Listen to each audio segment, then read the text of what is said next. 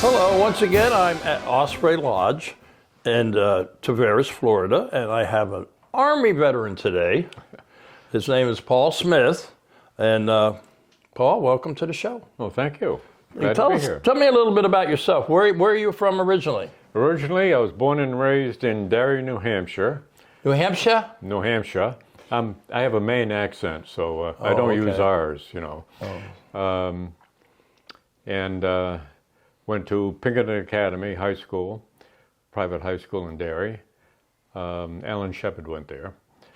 You weren't in the same class, though. Not to say, no, he was a little ahead of me.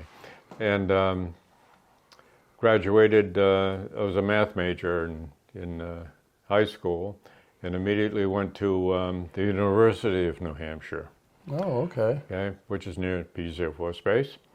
And, excuse me, and was studying business and economics. And I got through, actually, and also in mathematics. I was a math major. And my junior year, I ran into a class. My math was very good, but I ran into a class in my junior year, and I was having a difficult time with it. I usually get straight A's. So I quit and joined the Army. Wow, that's quite the change right there, you know? Oh, yeah. So you enlisted and joined the Army, and what year are we talking now? We're talking 61. 1961. 1961. Just before things really started heating up in Vietnam. Yes. Yeah. So tell us, so you joined the Army. Where did you go for basic? Basic, wherever. I don't know. Somewhere. Basic training. Bragg or something? Or I don't know. I don't know. I forget names. Okay. But That's all right. But it was interesting. Part of that was taking tests, of course, your mental tests and all that type of stuff.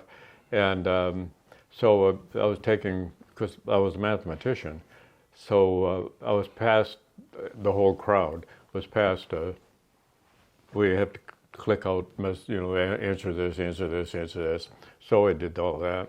I turned my paper in, and when everybody had turned their paper in, I think it was a sergeant, came over and said, "Wow, I've been doing this for a long time. You're the only person that I have done that have got every single question right." Yeah. Okay. I never had that problem. So they ran me through some other tests, and one of them was IQ test. Okay. Well, it turned out that I ended up being 152 IQ, which is low-level genius. Genius, yeah, low-level genius, yeah, thank you. I would forget words. Okay. Low-level genius. And I think that was part of the reason why my progress in the Army was a little strange. Yeah. Okay, because my first assignment was at the law school at the University of Virginia on the staff. At a law school? Law school, judge school, the Judge Advocate General School. Wow. In the University of Virginia. And was there for a year and a half. I was on the staff. There was only two of us on the staff. Another, I was an E5, I think at the time, E4 or 5, somewhere in there. And he and I, all we did was prepare for the class when the lawyers came in from all military lawyers would come in. We'd set up the books and in the classroom and all that type of stuff. So it was like a regular job because I only worked 5 days a week because that's when all the lawyers were. A lot of other Army guys were going to be jealous, huh? 5 days a week. And while there, I had a lot of spare time, so I took classes at the University of Virginia while I was there. Excuse me. When I finished that, my next assignment was South Korea. But I was assigned not to the U.S. Army, but the South Korean Army. Mm-hmm. Okay? The First Korean Army was located in Wondu, Korea, not too far from the DMZ. My assignment there was handling all classified material, including no foreign. So my office was a vault. Was what? A vault. I was the only one with a key to get into that vault. Okay. Oh, wow. Yeah, and I was assigned a driver with a Jeep. You were an enlisted man assigned with a driver. And you work normal hours, and I don't ever want to hear another Army guy telling me how the Air Force had it made. Well, this was crazy. Not only that, but I had a plane. Because I had to go up to the DMZ to get information, documents and all that type of stuff. So I'd go flying back and forth from the DMZ to pick up documents, a lot of them classified documents, no foreign. Okay? Wow. So I'd get back and go in my office and all that type of stuff. But since I also had my own Jeep, so I could go wherever I wanted to go. And so I traveled the rural Korea. The Korean people were very, very nice So you got to get around a little bit and see a little of the country, I imagine. Oh, right? yes, I did. I drove all over the place. And as a matter of fact, one time I was driving down one of the side roads there, and I saw this road going up a mountain, a dirt road, kind of going up the mountain. So I thought, I'll go up there. So I turned in while there were soldiers with rifles and everything else, not too far up the road. And I said, oh, I wonder what this is. And they saw that they couldn't speak English, of course, and I couldn't speak Korean. So I drove my Jeep along. They got guns, you understood that, right? Yeah, I understood the guns, yeah. So, but on my Jeep, KMAG was, one of the license plates. KMAG, Korean Military Advisory Yeah, Group. okay, yeah. So Okay. they knew you were... They knew, that it was reasonably good. So they let me through. So I go up the mountain with my Jeep, and come to find out it was Syngman Rhee's home, I believe. Summer home, maybe. Oh, yeah? Yeah. Fortunately, it Guess wasn't. who came to dinner? So it wasn't there, but so I got up to the top, and there was a Korean military guy that looked at me, and he could speak English a little bit, and so he gave me a tour of the place, took me into the building, showed me everything around, and all this type of stuff. It was right on top of a mountain, so I could see a lot of Korea. Yeah. And so then I came back down, drove back down and drove around. But the Korean people the locals anyway, were very, very nice people. Yeah, well, of course, a lot of young people don't know this, but the Korean War never officially ended. It's still going on. Yeah, right. We had an an armistice, but it's never been resolved, and the Korean, from what I understand, from what I've talked to some Korean veterans in the past, the Korean government, South Korean government, invites Korean veterans to come back, and they treat them kind of like a king, Mm-hmm. You never took advantage of that? No. No. No. Yeah. Well, No, one of the things I did do, my driver, his wife was pregnant, and the Korean women, while working in the field, when they get pregnant and going to deliver, they'd walk from the field over to a little cabin there, have their baby, and then go back work. They never go to a hospital. Oh, these are that's some tough lady. but that's their norm. Well, yeah, that's the one thing I found when I was in a foreign country. Things are not always like, people from here who've never been in the service, Yeah. never been to Korea, or never been like I have been to Thailand, and know the customs. The local customs, yeah. I mean, it's an eye opener, isn't it? Yes, it is. It really is.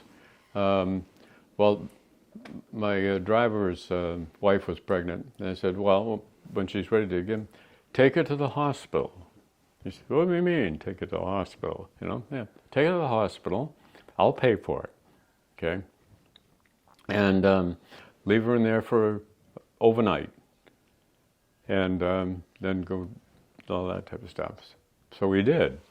He did all of that, and I went to the hospital and saw her when she was in the hospital, and I said I would pay the bill. Well, you know what the bill was?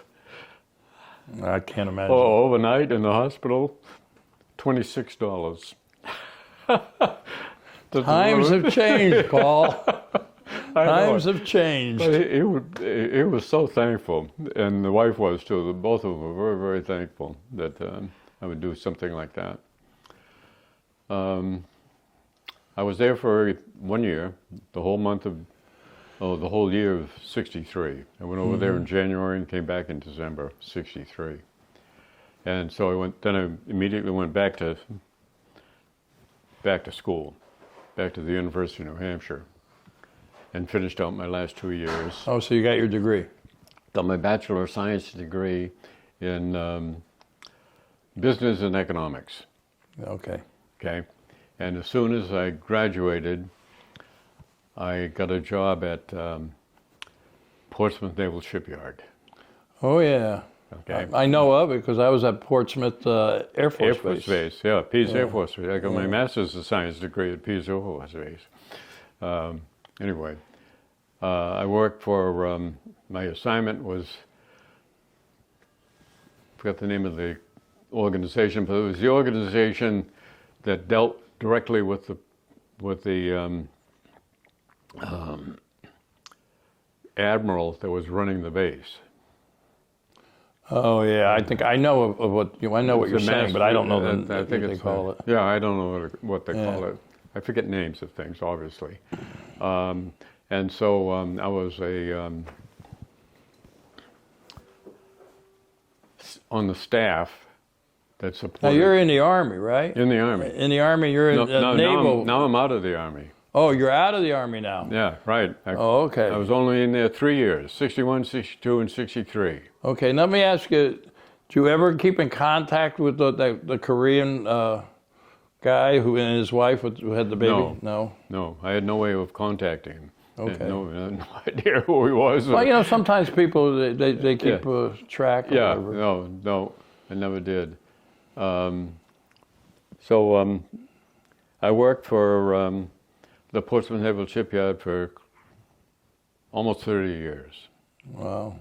Yeah, and civil service, of course, and ended up being the department head of the computer department. So you know how to run a computer? I started off as a computer programmer. Okay, so you can go on a computer and go to Central Florida, salute YouTube. Yeah, boom, boom, boom, boom. I worked up to be the department manager. Yeah, but do you still do a computer? I have one. So you can go on Central Florida Salute YouTube and see yourself. In about a month or so. Oh yeah, I have my own computer. Yeah, a laptop computer. But the computer that I first worked on was big in this room. Yeah, I've seen pictures of that when the computers first started out. It was, and now you can get stuff on your watch and everything. That's right. The more is on your phone than, like, I had write very complicated engineering type programs, and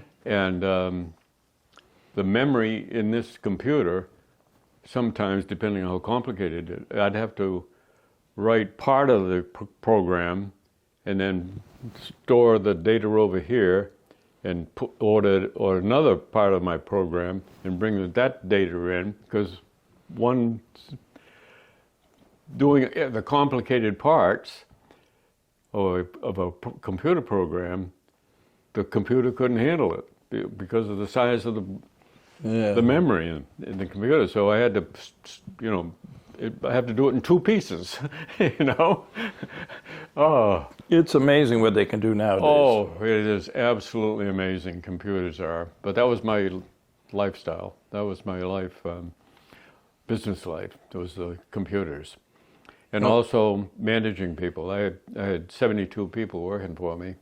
Wow. 3 different organizations within the, you had to load the cards into the computer, from my computer, and also the data, whatever. Yeah, I'll tell you, my friend, you're way ahead of me, because I didn't get involved with the computer about 10 years ago, and I couldn't figure out what I was doing, and my grandson came in and said, "This is how you do it, Pop." And I said, "All right, thanks, but I got to go watch television." Yeah, well, the old ones were. I had to keep Fortran.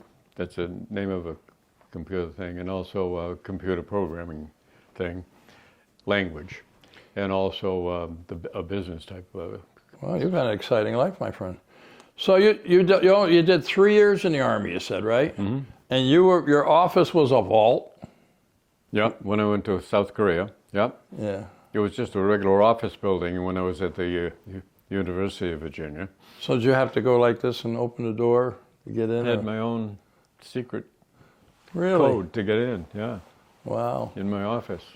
Well, it was I had storing a lot of classified material that was no foreign, not releasable to foreign nationals, no foreign, and so I couldn't let anybody in my office. So, but what rank were you then? About E4, E5? Sergeant? No. Oh, you were captain? No. What were you? Let's see. Well, I started off with what? E4? Yeah. E5, A6, A7. That's as far as I went. Oh, okay. Well, that's pretty good, especially in 3 years. Of course, they say the Army promotes a lot faster than most services. Well, I retired. I left the Army at E7. You didn't want to stay?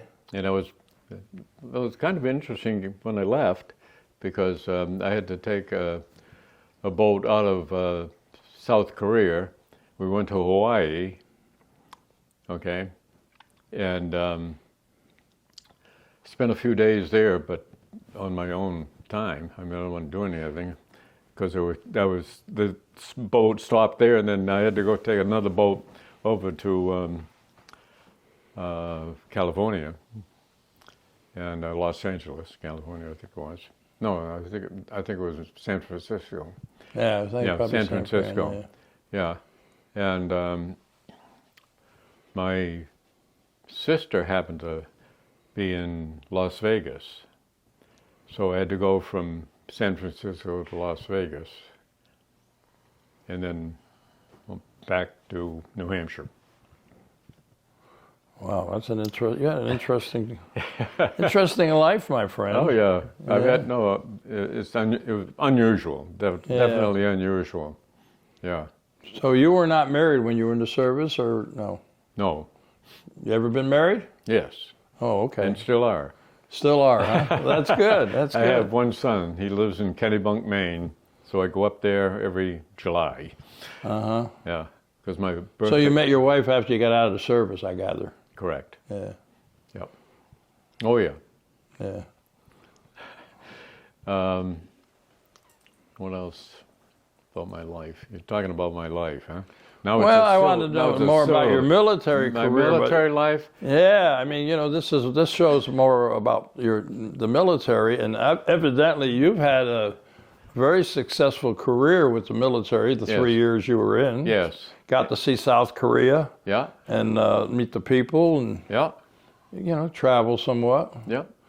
Yeah, I love traveling. Oh, absolutely. When I was at the University of Virginia, and worked at the school, the law school there, military law school. That's all it was. And military law school. The other guy that worked with me lived in Virginia. So weekends we'd go together back to his house. He was in the mountains in Virginia. And we had a good time. Yeah. Let me ask you, do you ever go to like the museums or anything like that? I have. I love museums, Yeah. especially military museums. Yes. Yeah. Yeah. You can learn a lot there. Yes. Yes, you can. What was your most memorable experience in the military, other than going up to the top of that mountain? And Well, that was one of them, that's for sure. I'm sure there was a couple others, weren't there? Oh, yes. Well, let's hear about them. Well, while at Virginia, the guy that lived in the mountains, and we went up there quite often. The most memorable thing that I ran into across there, because the Virginia mountains were beautiful. I mean, Oh, yeah. yeah. You ever heard of Oh, Patsy Cline? Patsy Cline? See that? Yeah. I know my stuff, man. Yep, you do. You do. You're good. Yeah, Patsy Cline. So we were at the veterans thing there, and come to find out her mother was there quite often, and so I danced with her mother quite often, and then all of a sudden Patsy Cline showed up, visiting her mother, and I danced with Patsy Cline. Wow. Your claim to fame, huh? That was a little surprising to me, I'll tell you. Yeah, she was quite the singer. Oh, yeah. she was. She was one of my favorite ones. Yeah, still is. I have all her records. Yeah. Yeah, I got to meet a few of them myself over the years, Yeah. but I got to see a Bob Hope show when I was overseas. Oh. Yeah. Yeah, good. Bob Hope and Lola Falana. Johnny Bench was there, and the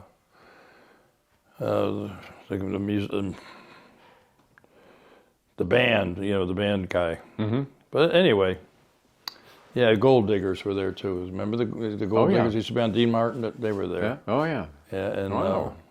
yeah, a couple others I can't remember right now. But Patsy Cline, huh? Yeah, that was my sister's very favorite Yeah, singer. Mine too. Yeah, I guess. Yeah, you got to dance with her. Yeah, Yeah. yeah. So anyway, you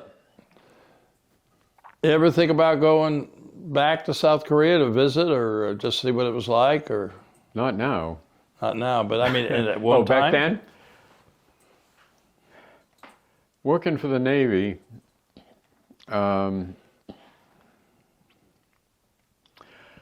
they sent me on special assignments to internally. I went to Norfolk, Virginia for a while. Mm-hmm. I went to Charleston, South Carolina. Yeah. That's quite a town. Yeah, oh yeah, it is. Yeah. Primarily, they gave me a special assignment to try and educate people how to control people that work for you, Oh, how to supervise. how to supervise Yeah. effectively. Like when I was the manager of the department, I had 3 supervisors working for me. One of them was the ones that operated the computer, the ones that wrote computer programs and all that type of stuff, and the other was the people that created